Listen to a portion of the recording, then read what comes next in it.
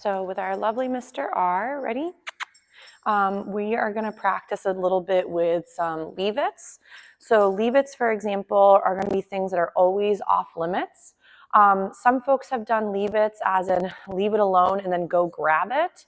I find the problem with that is then at some point the dog is jumping the gun and then going and grabbing something that should have stayed a leave-it the whole time.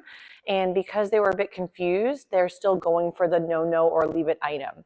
So what I mean by that is, let's say, for example, you've done leave it, you plop some food out on the floor for the dog, so training treats or dog food or whatever, or a toy, and you tell your dog leave it and you release them to go grab that leave it item.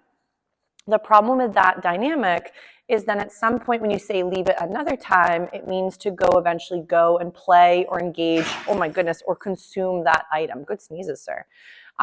So with my guys, I like to have leave it means it's off limits forever because it's dangerous, it's off limits, it could be toxic, it's just not for you to go play or engage with.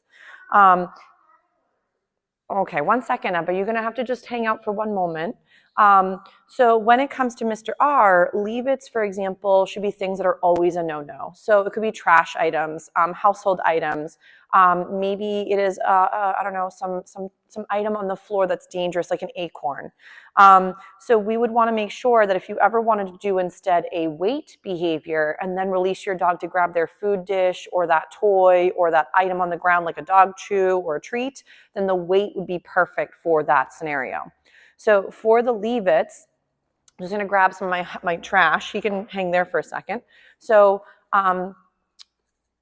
for his trash, I have some items that are no-nos. So I'm just going to plop this out of range for now, and then I'm going to grab them as need be. So when it comes to leave-it behaviors, I'm just going to, while I'm blabbing, do a couple little find-its for the handsome guy. So leave-its, for example, should always be off limits. So because let's say, for example, I've allowed my dog to grab a leave-it item. Let's say I by accident drop some pills on the floor, or maybe, for example, I drop something and it breaks, like glass items.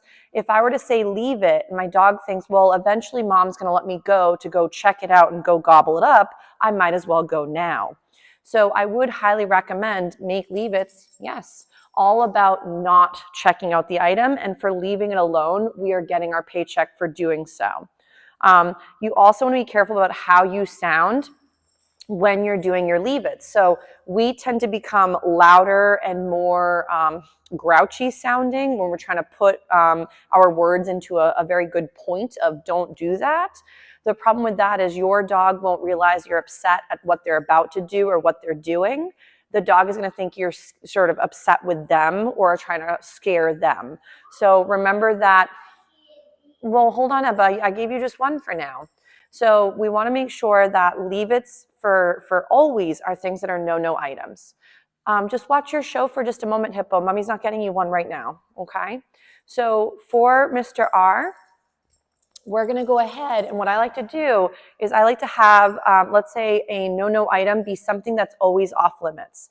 So if there is something that sometimes your dogs are allowed to play with, like some of them are allowed to play with recycling. So for example, like bottles, like empty water bottles. I'm going to grab just something that I'm guessing he probably shouldn't be playing with, which is just like a wrapper to like a product. So for starters, if you're doing this all by yourself, in a minute, Hippo. Right now, mommy's just busy. I'll come do it in just 1 sec. She wants me to shut off her player. So I'm going to have my trash, but I don't want my dog to think the trash has value. So just for a moment, I'm just going to distract him because I'm doing this all by myself. I'm going to plant my no-no item off in the distance. So I have my trash, which is a wrapper to a cough drop, which is empty. So my first starting point is having the trash far enough where my dog cannot reach it. If my dog is able to rush the item and then go grab it, then technically drop it would have to be used instead. And technically right here, we might go leave it. Yes. So if he doesn't quite respond, give him the chance. Good boy. He's like, oh, there's a snack stuck in the crevice here. Good job. So you'll see that my leave-its are not harsh sounding because if the leave-it is always harsh, then that means my dog might only be responding because they're terrified or overwhelmed. So right there, leave it. Yes. If your puppy doesn't show great interest in the leave it item, not the biggest deal. You want to practice almost your dance moves or the ability first before you throw in something really hard. He says, oh, he lost one in the crack. So when it comes to my no item, let's say he's not really so intrigued by this one. You could always try different household items that are not okay for him to play with. So there's my trash. I'm going to go right there, leave it. And if, let's say, he doesn't respond, I'm going to go and help him out a little bit. Ready? Yes, and bring him away from the distraction. So in the beginning, if he's a little bit unsure, make sure you have some space between him and the item. If you were walking right on top of the item and your puppy just leans over and grabs it, then they might start to think that leave it. So right here, leave it, Ruger, yes. So I sometimes will either use my puppy's name or I'll use my positive interrupter to regain his focus. Nice job, sir. I'm going to feed him again for that lovely check-in. So as I'm meandering, ready, Mr. R? We will only get as close as we need to get him to notice the item, but not to be able to reach it and grab it. If he got in the habit of grabbing and then just, swiping it and shoving it in his mouth, and we were squealing, leave it over and over, nice job, Mr. R, then the problem with leave it means ignore whoever's squealing in the background and then just go check it out and play with it and have a great old time. If your puppy is hearing leave it and then they're still engaging with the item or grabbing it, then technically leave it has been losing its meaning and they don't quite know what leave it means. So let's say he's doing a great job with this piece of trash. I'm going to try and get, again, another little approach, ready, from another little angle and see how he feels about it.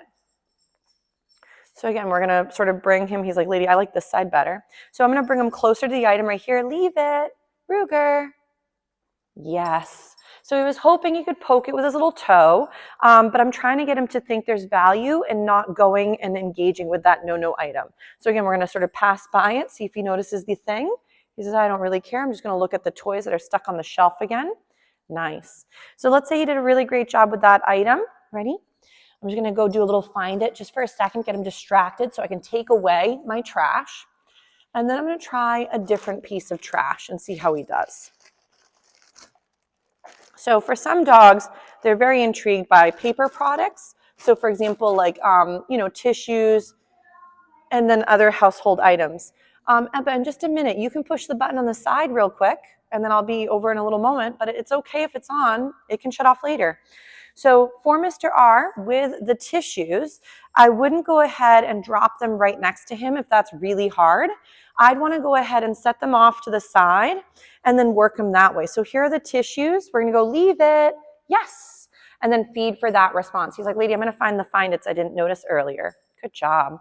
So with Mr. R right now, he's doing a splendid job bouncing back to me. He says he dropped that one. Ready? Find it. So I want him to think there's a lot of good value in disengaging from the item. Otherwise, he might think that ignoring me and then just going and shoving it in his mouth also has value because he's able to do it and rehearse it right there. Yes. Nice job. So he glanced at the item, but then decided to come along and work and focus back on me instead. Nice. So for right now, your leave-its should be happening with you there to help them practice. If this is just you throughout the day squealing, yes. The leave-it cue and your puppy's just grabbing stuff and running away, that might be the behavior, nice job, that they are rehearsing and getting really good at. So you can see with Mr. Handsome, my leash is nice and relaxed. I'm not micromanaging him by pulling him away. I think he's also getting really tired because he's been practicing. So ready? So I'm going to see if I can bring him forward a little bit and try and bring him over towards the no item, which again are the tissues. It's like there could be another crumb. So right here, we're going to see if you can do a little leave it. Nice. He looked at it, but then decided it'd be cooler to do something else. Nice job. So if your puppy doesn't do quite as well as this setup, make sure you're taking your time and you're working little bits at a moment. So if, let's say, the item is very hard, make sure the space between you and the puppy is large enough where he can feel comfortable and not overwhelmed. If he was not doing so well, I would break it down into much smaller little increments, work on sometimes the bounce back just from the environment and you, and then throw in sometimes some of those leave-its. But he did a really nice job. So I'm going to go ahead. This is a very nice job for Mr. R. We'll give him a little break.